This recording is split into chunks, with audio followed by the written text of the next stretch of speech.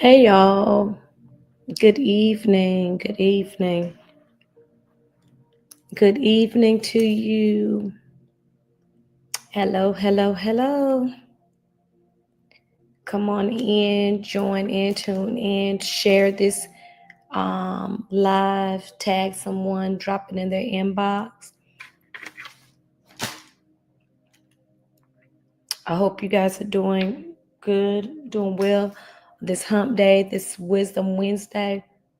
It's been a busy one, a real busy one. But thank you for joining me for this Wisdom Wednesday. I will not be before you long. I just have a few nuggets that I want to share on this evening, especially with some of the things that's going on in our world and our climate, not even just nationally, but in our local area. It may be even in, it may even be in your personal relationships. Um, it may even be in your personal relationships or your friendships. But this is something.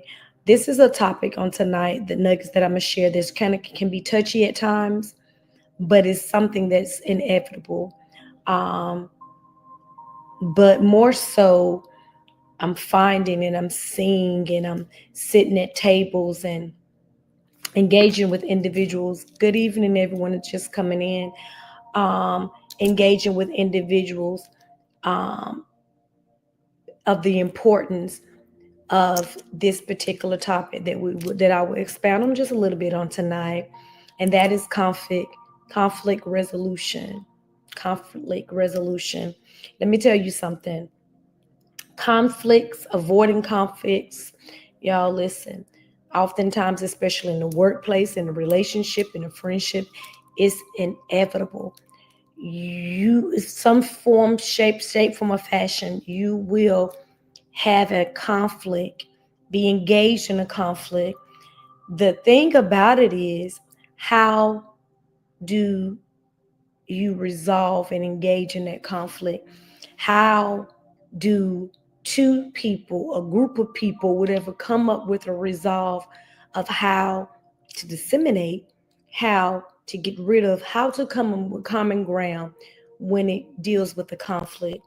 One thing about a conflict is when you have when you have individuals that's in this particular conflict, or that it may be engaged in the conflict, um, sometimes, a lot of times, people don't want to see the other one's perspective.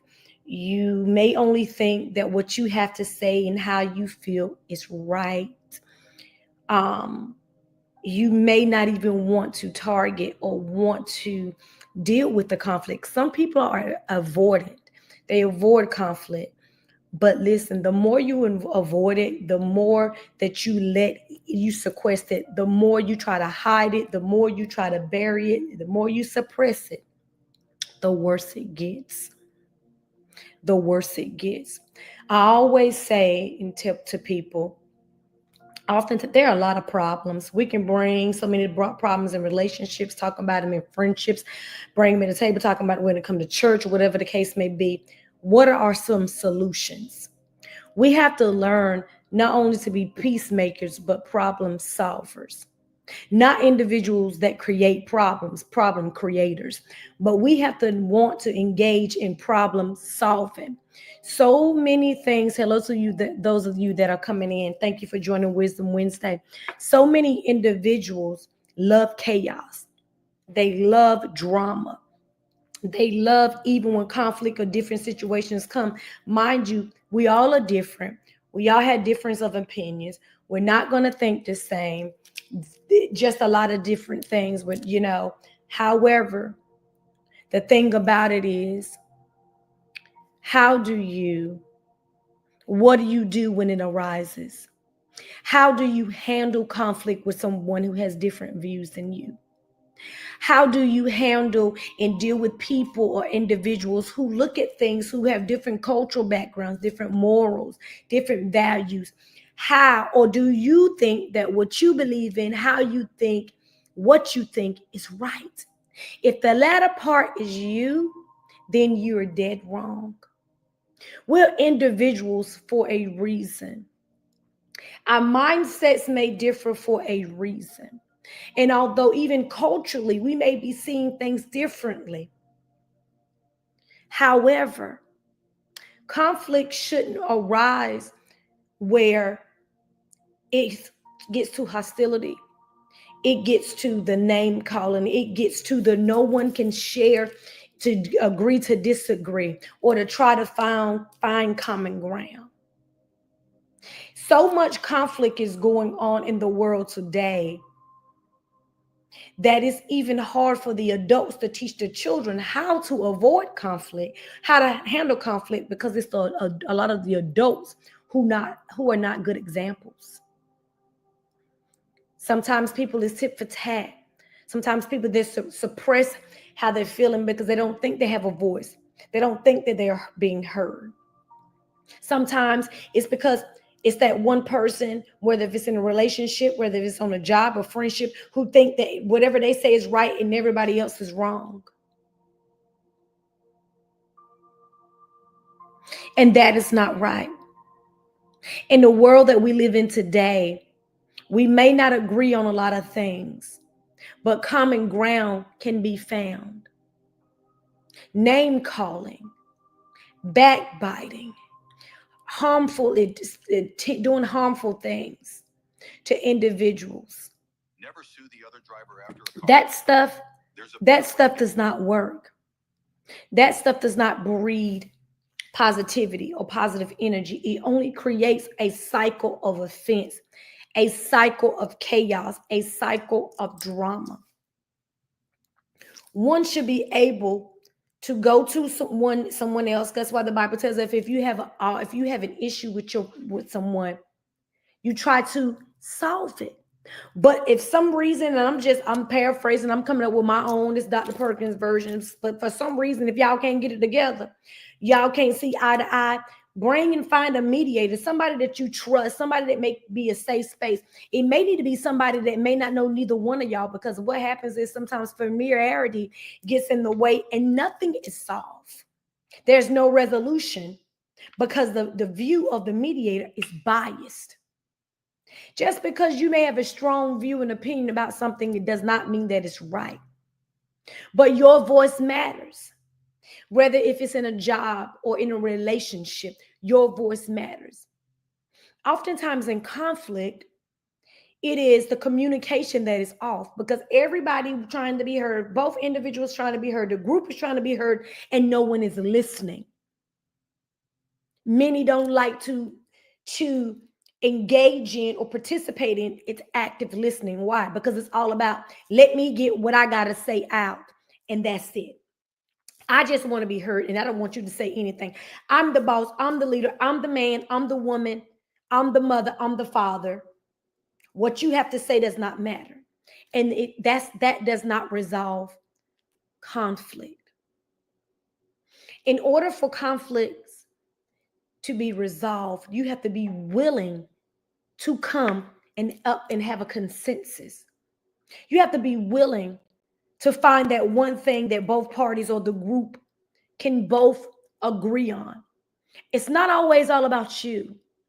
It's not always all about what we may think and how we may feel. Because the other individual does have a say. Once we realize that we all play a part when it comes to this conflict resolution, the better off it may be to solve the conflicts. These ongoing strifes, these things that continue to cause the conflict to fester, and you bring all these different people in there that don't have anything to do with the situation, it continues a cycle. You see so many things going on today in our society that deals with conflict. And at this day and time, you have many people that are adding fire to the conflict. When you add fire to the conflict, the flames just get bigger and bigger and bigger. And bad things happen. Bad things are said. Bad things are done. People are hurt. And some even killed. We have to be mindful of the part that we play when it comes into conflict resolution. Don't be a part of the problem. Let us be a part of the solution. So I just came by this evening, and good evening to you. Those who are joining on will come back to the replay. Thank you for joining Wisdom Wednesday. But I just come to tell you, to encourage you, to remind you that there are many words that can bring people to blows. There are many things that we can say that out of our mouth that can continue the process of conflict. That's why we got to be careful what we say. Be careful of who you say it to, because everybody's not a safe place. Be careful of what you do. Sometimes individuals have a hard time controlling themselves and they respond wrong. And we have to know how to control ourselves. Not saying not get what you need out and having a voice, but even the Bible tells us a man that is not having control is like a city with broken walls. So we got to practice what we preach and try to teach our children, because we are the models. Whenever there's a conflict, go to your why. Why is there a conflict? And then do the how. How is it? How can this conflict be resolved? So when there's a conflict, no matter what it may be, don't allow it to fester. Don't allow it to keep going on. Don't try to avoid it. But with the problem that may be present, bring some solutions. Hear the people or the person that is speaking and using their voice. Don't only think that your voice matters and you're the only one and you're right about everything, because that's not so. And if at all possible, apologize, whether if you did something wrong or not. Sometimes that can be a hard thing, because even when I do something wrong, why do I have to apologize when I didn't do it? We got to be careful. We got to be careful, because you not only freeing yourself. Whatever that person accepts has nothing to do with you. And it's not about being right or wrong. It's not about, I told you so, it's not about that. It's about coming to a resolution so that your emotions and the other can stay under subjection. So that your emotions, because how many of you know conflict can cause stress? Stress in your physical body can cause anxiety, can cause anger, can cause doubt, can cause weirdness, can cause a whole lot of things. And we are the ones who can control that. So I encourage you, if you're involved in any conflict with anyone, with others, with people on your job, in its perfect time, find ways to resolve the conflict. At the end, you'll be glad that you did. Thank you for joining me on Wisdom Wednesday this evening. I hope I said something to you that had you to think, you change your mindset, think about some things. You know, you might be in a situation now and something may have resonated with you that you can utilize to go and to resolve a conflict that you may currently be in. Or utilize these things when you find yourself involved in a conflict, because conflicts will come, they will happen. But how you navigate through it is up to you. Thank you for joining me on this evening. I appreciate those of you who are consistently supporting me. I appreciate you from the bottom of my heart. I appreciate the kind words. I appreciate the seeds that are sown. You know, many of you don't know, many of you do, because I do things in the community. I help individuals the best way that I can, especially with funding. Resources are very slim across the state in our local area, but people only needing different things. So the resources that you send help me to help others when if at all possible. So be encouraged and thank you for all that you do. Continue to pray, continue to stay vigilant, and continue to trust God no matter what it looks like. Thank you so much for joining me again. Until next time on Wisdom Wednesday, be safe, be encouraged.